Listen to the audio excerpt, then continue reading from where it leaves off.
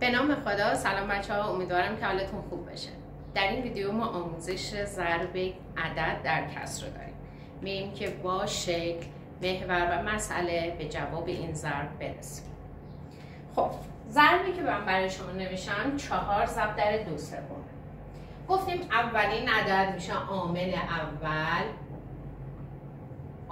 اول ضرب و دوم میشه عامل دوم ضرب. برای محاسبات به این صورتی که در کسرها صورتها در هم ضرب میشه و مخرجها در هم ضرب میشه. ما میدونیم همه اعداد بچه‌ها مخرج دارن. حتی اعدادی که در ظاهر مخرج ندارن در واقع یک مخرج یکی دارن. حالا میایم ضرب کنیم، میگیم صورتها در هم ضرب میشه 4 2 تا 8 تا و 1 در 3 ضرب میشه، یعنی مخرج‌ها در هم ضرب میشه 8 3.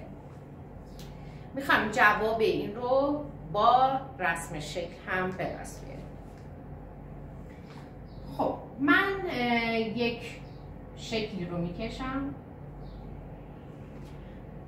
در ضرب همیشه بچه‌ها برای اینکه شکل و محور بکشیم، بازم تکرار میکنم، باید بریم سراغ عامل دوم.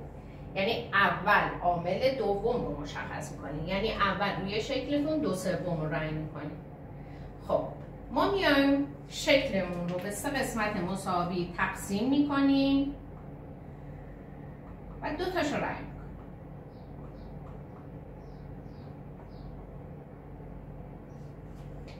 بعد میایم ببینیم که عامل اول به ما چی گفت. خب فعلا دیگه با عامل دوم یعنی 2/3 کار نداریم، میایم سراغ عامل اول. میگه 4 تا 2/3. بچه‌ها این ضرب رو تا میخونیم، یه جایی ممکنه از بخونیم ولی اینجا تا خونده میشه، یعنی عدد اگر به کسر ضرب بشه ما میخونیم 4 تا 2/3. بچه 4 تا باید 2/3 داشته باشیم. پس این 4 تا 2/3 ها رو در کنار هم قرار میدیم. ما فعلا یه دونه 2/3 رنگ کردیم، پس من اینجا یه 2/3 دارم. برای اینکه 4 تا 2/3 داشته باشم باید یه شکل دیگه بکشم، چون که این شکل من کم داره. پس من میام یه شکل دیگه اینجا میکشم و به 3 قسمت تقسیمش میکنم و یه 2/3 دیگه رنگ میکنم.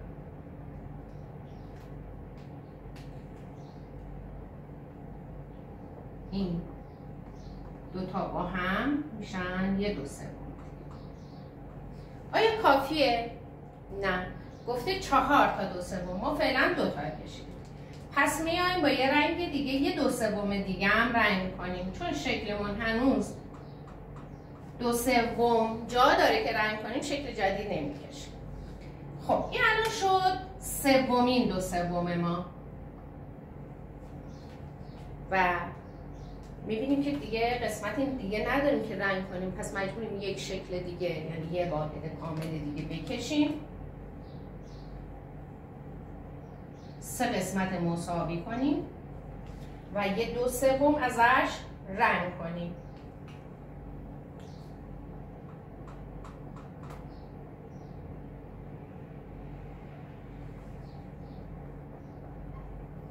خب حالا باید ببینیم که این 4 تا 2/3 ما چه عددی شده. از روی شکل اگر بخوایم عدد مخلوطش رو بگیم، ببینیم چند تا رنگ شکل کامل رنگ شده. 1 2، یعنی 2 تا کامل رنگ شده. خب چقدر از شکل بعدی رنگ شده؟ 3 قسمت شده، یعنی مخرج 3 هست ولی 2 تاش رنگ شده، یعنی 2 و 2/3. حالا اگر بخوایم به صورت کسر بنویسیم، قطعا کسر بزرگتر از واحد میشه. خب بخوام به صورت کسر بنویسیم میشماریم، میگیم 1 2 3 4 5 6 7 8. پس صورت 8. مخرج چه عددی بذاریم؟ مخرج همیشه تقسیم بندی یک واحده. یک واحد شما بچه‌ها چند قسمت شده؟ ببینین این یه واحده 3 قسمت شده، اینم یه واحده 3 قسمت شده، اینم یه واحده 3 قسمت شده.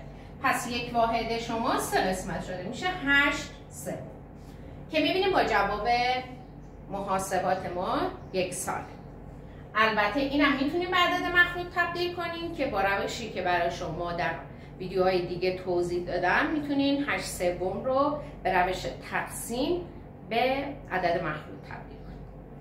خب حالا در قسمت بعد من این رو روی محور میکشم و جواب این ضرب رو روی محور به شما نشون میدم. خب بچه ها، در ادامه ضرب عدد در کسر که در قسمت قبل به روش شکل به جواب رسیدیم و همچنین با روش محاسبات، الان میخوام روی محور این ضرب رو نشون بدیم و ببینیم به چه جوابی میرسه.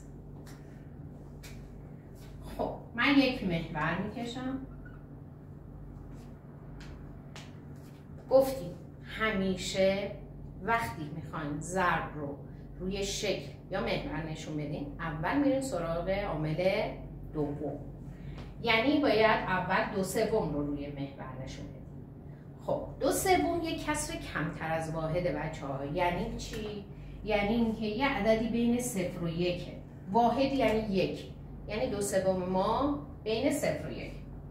خب یعنی باید یه واحدمون 3 قسمت بشه و ما 2 قسمت از این 3 قسمت رو برداریم. یک کمان زدیم به اندازه 2 سوم. آیا کافیه؟ باید ببینیم عدد اول ما چی میگه. عامل اول یا عدد اول ما میگه 4 تا 2 سوم، یعنی از اینا باید 4 تا داشته باشیم. 4 تا پشت هم این رو با میکشیم. برای اینکه من یه 2 سوم دیگه بکشم نیاز دارم بین 1 تا 2 رو دوباره 3 قسمت کنم و 2 سوم جلو برم. 1 سوم 2 سوم، یعنی تا اینجا میرم و دوباره یه 2 سوم دیگه تا اینجا شد 3 تا 2 سوم. پس نیاز بین 2 تا 3 رو دوباره 3 قسمت کنیم و 2 سوم اون رو بریم و به جواب میرسیم. بچه‌ها اینجا جواب. حالا اگر بخوایم این رو به صورت عدد مخلوط بگیم، بچه‌ها باید ببینیم چند تا واحد رو رد کرده. برای اینکه به این عدد یعنی به اینجا برسیم ما یه واحد کامل، 2 واحد کامل رد کردیم، یعنی 2 و حالا بیایم بین 2 و 3 رو نگاه میکنیم چند قسمت شده، یعنی یک واحدمون چند قسمت شده. یک واحد ما بچه‌ها 3 قسمت شده بود، درسته؟ و از این 3 قسمت ما 2 تاشو داریم، پس میشه 2 و 2 سوم. حالا اگر این رو بخوایم به صورت کسری بنویسیم، خب محاسباتیش به این صورته که واحدتون رو به مخرج ضرب میکنیم با صورت جمع میکنیم.